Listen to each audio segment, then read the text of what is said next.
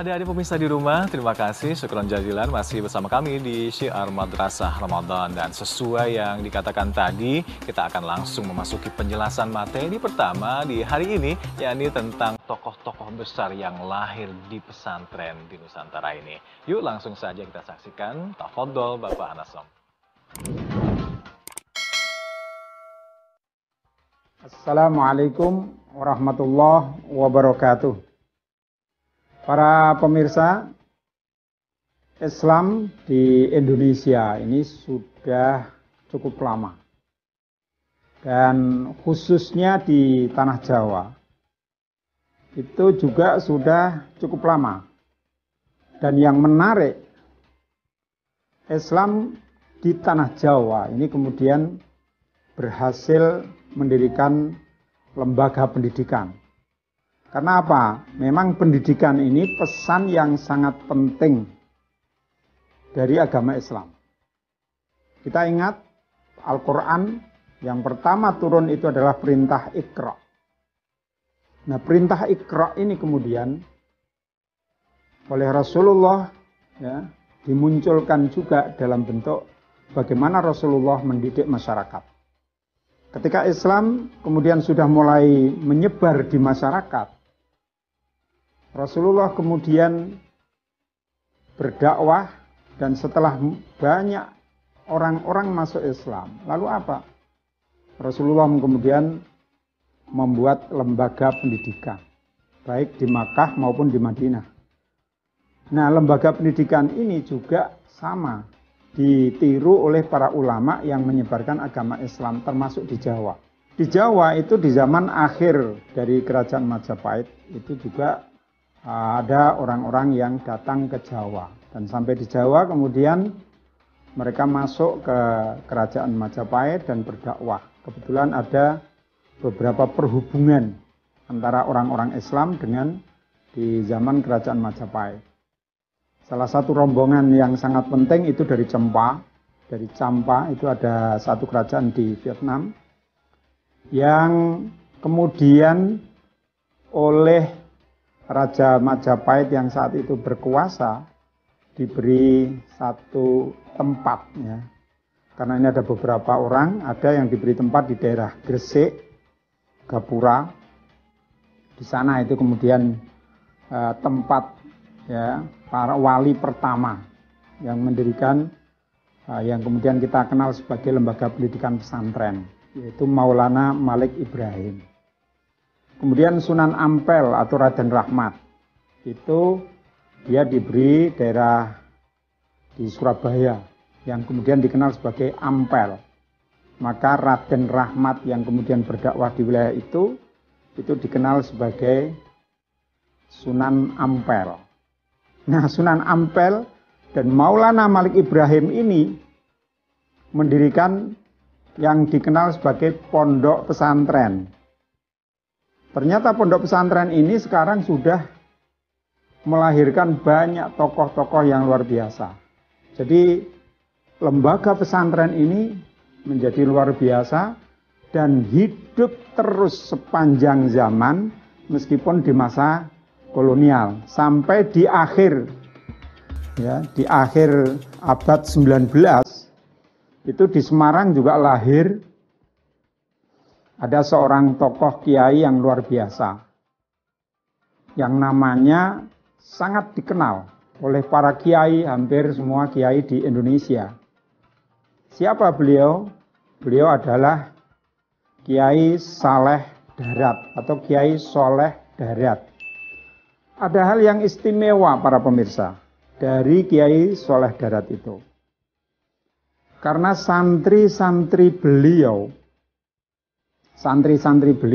yang mondok di darat itu adalah ternyata tokoh-tokoh yang sekarang ini kita kenal sebagai tokoh-tokoh yang luar biasa. Siapa mereka itu? Mereka itu antara lain satu, Kiai Haji Hasyim Asy'ari.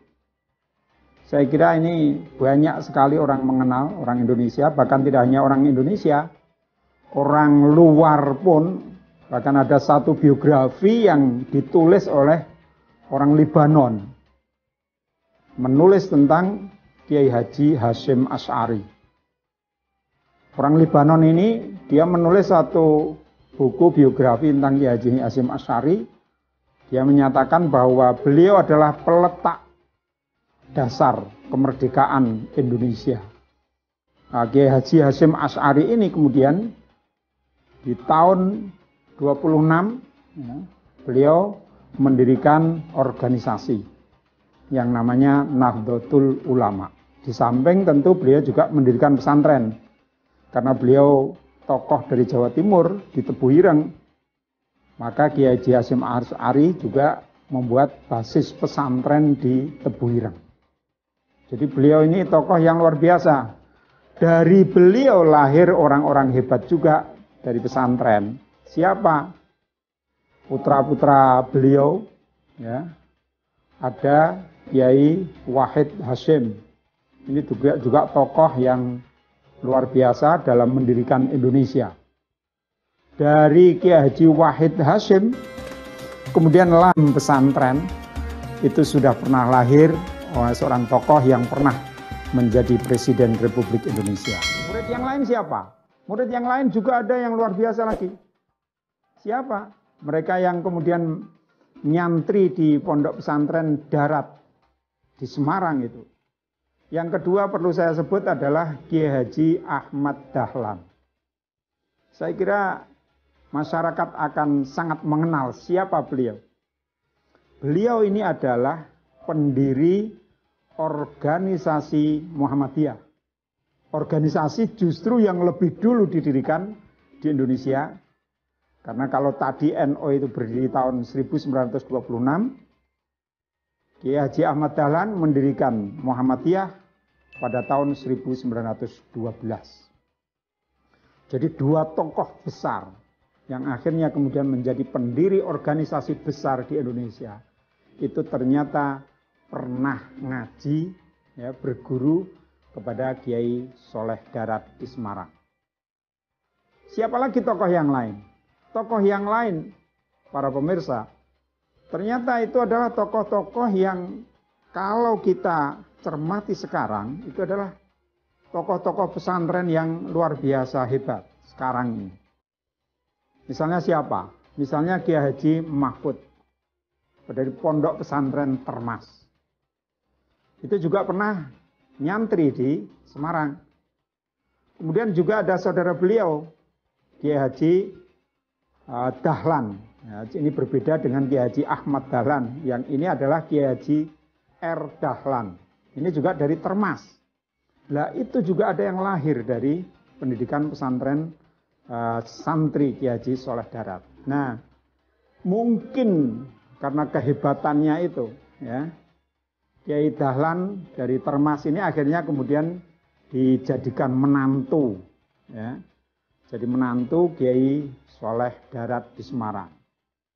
Ya, jadi dari Kiai Soleh ini lahir banyak sekali kiai-kiai. Ada lagi, mungkin saya kira para pemirsa juga mengenal Pondok Pesantren Al-Munawir di Jogja. Pondok pesantren yang ya, sudah sangat tua dan melahirkan banyak sekali kiai. Kiai kita yang sekarang kita kenal, misalnya Gus Mus, itu juga antara lain alumni dari Pondok Pesantren Al-Munawir dan santri dari Kiai Munawir. Nah, Kiai Munawir ini adalah santri dari Kiai Soleh Darat. Wah, dari santri Kiai Munawir ini banyak sekali, ya, alumni-alumni pesantren sana yang kemudian pada penghafal Al-Quran dan sebagainya. Nah, ini adalah orang-orang yang lahir dari pesantren. Jadi para pemirsa, para kiai-kiai ini banyak sekali yang dilahirkan dari pondok pesantren. Para kiai, ya, yang lahir di pesantren itu ternyata tidak hanya kemudian nanti mereka-mereka ini juga mengembangkan pesantren, tetapi ada beberapa yang kemudian menjadi pegawai keraton, ada yang menjadi pegawai pemerintah kolonial khusus menangani yang bagian keislaman dan sebagainya. Sehingga ini menjadi kekuatan yang penting lahirnya tokoh-tokoh dari pondok pesantren yang kita kenal.